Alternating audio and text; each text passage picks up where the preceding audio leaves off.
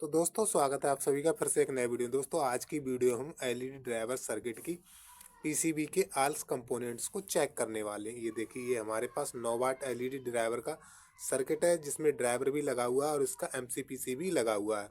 अगर आपके पास इस प्रकार का कोई ड्राइवर है और आपको पता नहीं है किस तरीके से इसमें जो सारे कंपोनेंट्स लगे हुए हैं उन्हें चेक किया जाता है, तो ये वीडियो आपके लिए बहुत ही काम का होने वाला है।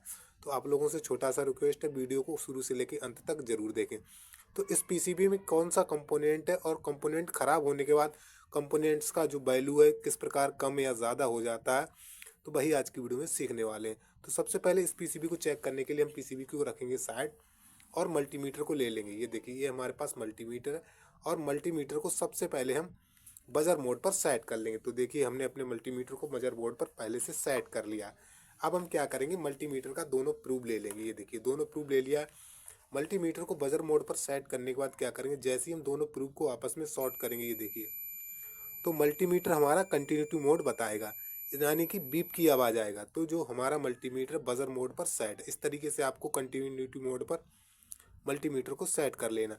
अब सबसे पहले पीसीबी में आप देखेंगे, यहाँ पर जो हमारा ड्राइवर सर्किट है 9 वाट एलईडी बल्ब का, इसमें सबसे ज़्यादा फ्यूज होने वाली कोई चीज़ है तो ये है हमारा रेजिस्टेंस, जो कि यहाँ पर आप देख सकते हैं 2 रेजिस्टेंस लगा हुआ है। सबसे ज़्यादा अगर इसमें कोई चीज़ ख़राब होता है, फ्यूज होता है, तो यहाँ पर हमारा रेजिस्टेंस होता है और दूसरे नंबर पर हमारा एमओबी होता है।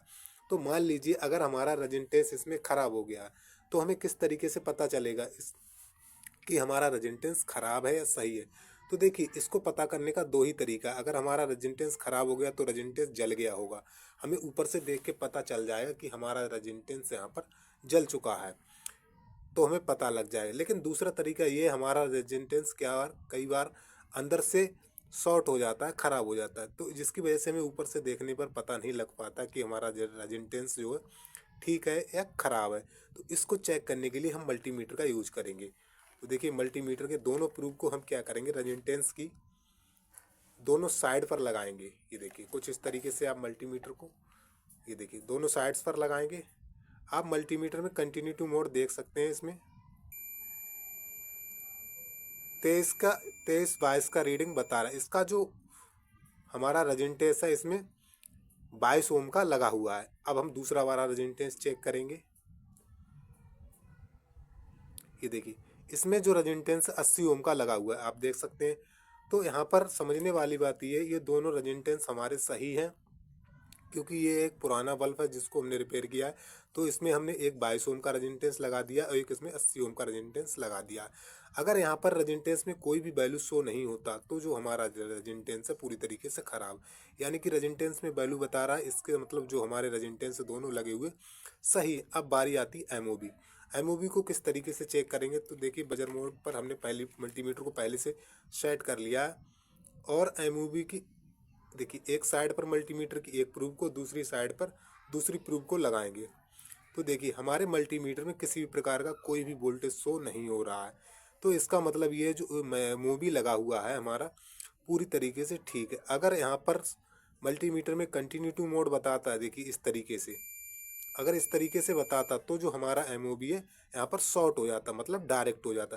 तो दो कंपोनेंट्स हमने चेक कर लिए, पहला तो रेजिस्टेंस को चेक कर लिया, दूसरा यहाँ पर एमओबी को चेक कर लिया है। अब देखिए, तीसरी सबसे ज़्यादा इसमें जो ख़राब होने वाली चीज़ है वो है हमारा इंडक्टर। तो इंडक्टर भी कुछ इस तरीके से ही काम करता है। ये देखिए, इंडक्टर की एक प्रूफ पर मल्टीमीटर की एक साइड को लगाएंगे और दूसरी प्रूफ पर दूसरी प्रूफ को लगाएंगे। तो देखिए, इंडक्टर में हमारा 7 की रीडिंग बता रहा है।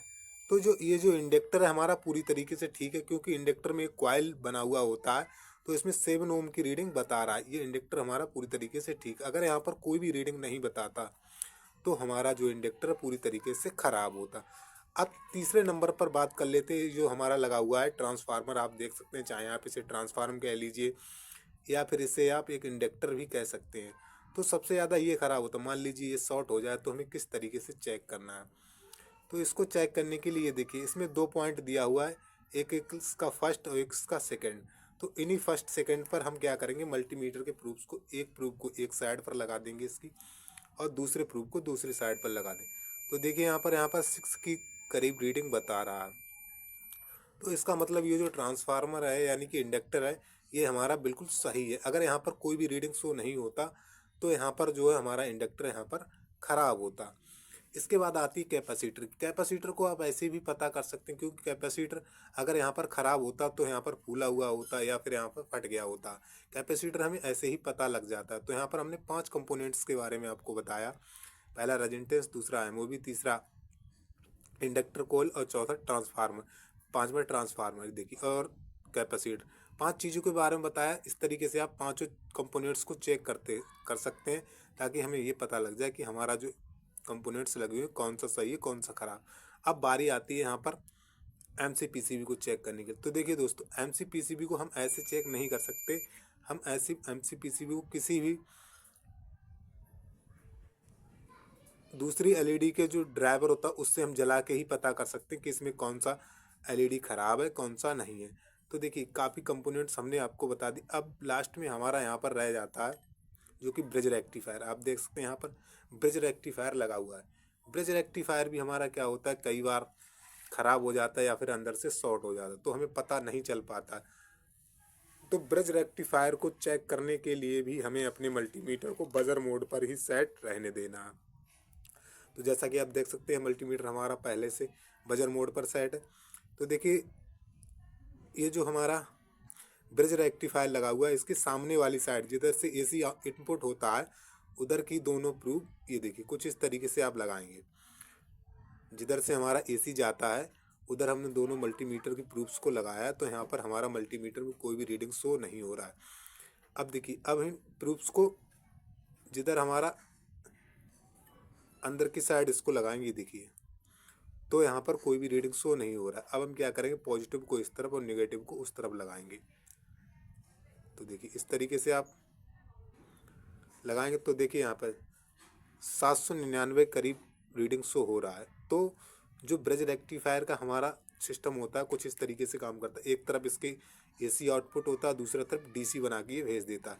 तो जिस तरफ एसी होता है उस तरफ कोई भी रीडिंग नहीं बताएगा, चाहे आप पलट के लगाइए या फिर सेम लगाइए। लेकिन अंदर की साइड से अगर आप लगाएंगे तो इस तरफ एक प्लस होता है एक माइनस होता है। जैसे प्लस माइनस पे हमने लगाया तो यहाँ पर 799 करीब रीडिंग शो हो रहा था। तो इस तरीके से आप किसी भी ड्राइवर के सारे कंपोनेंट्स को आसानी से घर पर चेक कर सकते हैं, सिर्फ एक ही मोड को ऑन करके, जो कि हमारा बजर मोड। तो दोस्तों, मिलते हैं किसी नए वीडियो में, तब तक के लिए जय हिंद।